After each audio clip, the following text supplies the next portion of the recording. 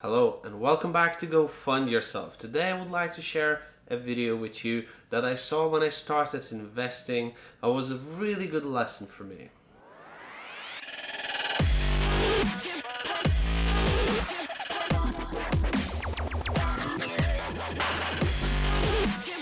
This video is of Peter Lynch talking about how to deal with falling stock.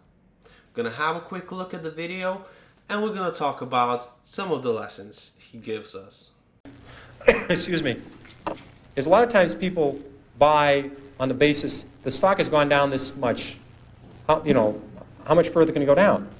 I remember when Polaroid went from 130 to 100, people said, here's this great company, great record. If it ever gets below 100, just buy every share, and it did get below 100. A lot of people bought on that basis saying, look, it's gone from 135 to 100. It's now 95, what a buy. Within a year, it was 18. And this is a company with no debt. I mean, this is a company, it was just so overpriced, it went down. I did the same thing in my, I think my first or second year at Fidelity.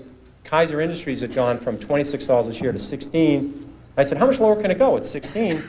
So I think we bought one of the biggest blocks ever on the American Stock Exchange of Kaiser Industries at 14. I said, it's gone from 26 to 16. How much lower can it go? Well, at 10, I called my mother and said, Mom, you got to look at this Kaiser Industries. I mean, how much lower can it go? It's gone from 26 to 10. Well, it went to 6, it went to 5, it went to 4, it went to 3. And now unfortunately, this happened rapidly, or I would probably be still caddying or working at the Stop and Shop, but it happened fast. So I was able to, it was compressed. And at 3, I figured out, there's something very wrong here because Kaiser Industries owns 40% of Kaiser Steel, they own 40% of Kaiser Aluminum, they own 32% of Kaiser Cement, they own Kaiser Broadcasting, they own Kaiser Sand and Gravel, Kaiser Engineers, they own Jeep, they own business after business, and they had no debt. Now I learned this very early, this might be a breakthrough for some people. It's very hard to go bankrupt if you don't have any debt. It's tricky, some people can approach that, it's a real achievement, but they had no debt, and the whole company at 3 was selling at about $75 million. At that point, it was equal to buying one Boeing 747. I said, there's something wrong with this company selling for $75 million. I was a little premature at 16, but I said, everything's fine, and eventually this will work out. And what they did is they gave away all their shares to their shareholders. They passed out shares in Kaiser Cement, they passed out shares in Kaiser Aluminum, they passed out their public shares in Kaiser Steel, they sold all the other businesses, and you get about $50 a share.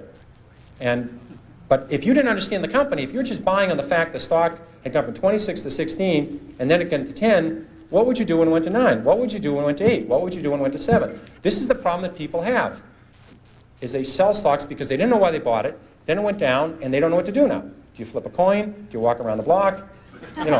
What do you do? Psychiatrists haven't worked so far. I've never seen them running in. The Psychological Psychiatry Fund, I've never seen listed for with the SEC to make it through as a mutual fund. So they haven't seemed to help. I've tried prayer. That hasn't worked. So if you don't understand the company, you have this problem when they go down. Eventually, they always come back. This one doesn't work either. People think RCA just about got back to its 1929 high when General Electric took it over. A lot of double nits never came back. Remember those beauties? Floppy disks, Western Union. The list goes on and on. People saying it'll come back. Well, it doesn't have to come back. Here's another one you hear all the time. It's $3. How much can I lose? I've had people call me up saying, I'm thinking of buying this stock at 3. How much can I lose? Well, again, you may need a piece of paper for this, but if you put if you put $20,000 in a stock at 50, or your neighbor put $20,000 at 50 into the stock, and you put $20,000 in at 3, and it goes to 0, you lose exactly the same amount of money, everything. And people say it's 3. How much can I lose? Well, if you put $1 million on it, you can lose $1 million. Just the fact that stock, this may be a reason to research a stock. The fact that stock is 3 down from 100 doesn't mean you should buy it. And in fact, short sellers, people that really make money in stocks, they don't short Walmart, they don't short Home Depot, they don't short the great companies, Johnson & Johnson. They short stocks down from 80 to 7. They'd like to short it at 16 or 22, but they figured out at 7 that this company is going to go to 0. They just haven't blown taps on this thing yet. It's going to 0. And they're selling it short at 7, they're selling it short at 6, at 5, at 4, at 3, at 2, at 1 1/4. And you know to sell something short, you need a buyer. Somebody has to buy the damn thing. And you wonder, who's buying this thing? It's these people saying it's 3. How much lower can it go? You know, For me personally, there's quite a few lessons that do stand out in this video. Firstly, buy what you know. This is a lesson not only followed by Peter Lynch, but Warren Buffett as well, and let's be fair to them. They did pretty well in the stock market. If you understand the company, you have a better sense of what a company's true value is and what potential upside and downside is in specific scenarios. The part 2 of this buy what you know is don't buy what you don't know.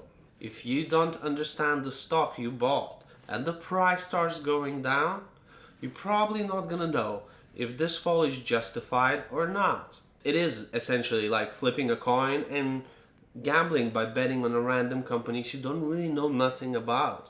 When you don't understand a company and you invest into it, you're actually setting yourself up for fail because you really don't have any plan on what to do if the stock price starts going down, and you're probably gonna panic sell. The second very interesting point Peter Lynch mentions is the myth that if the stock price plummets down, it will probably come back to normal levels. While having a look at indexes as S&P 500 as well as other ETFs, they all tend to be moving upwards. But that isn't a guarantee that individual stocks will follow the index progress. Some businesses eventually face challenges and never end up fully recovering. Unfortunately, hope is not an effective strategy in the stock market, and just hoping that the stock price will come back up is not gonna affect the stock price at all. The other 2 things mentioned in this video that I would like to talk about is low share price doesn't mean low risk, as well as price itself alone doesn't give you anything of value about the company. A stock could have a low share price but still be relatively expensive while looking at the fundamentals, current earnings, expected growth, and company assets. On the other hand, stocks with share prices over $1,000, like Amazon and Alphabet, could still be counted as undervalued by some fundamental metrics. And as Lynch said, doesn't matter in which stock you invested, if it goes down to 0, you get 0. That is it for today. I hope you enjoyed this video, and if you did, make sure to subscribe to my channel. If not for me, subscribe for the stock kitty. Yeah, good kitty. I hope you all gonna have a lovely day.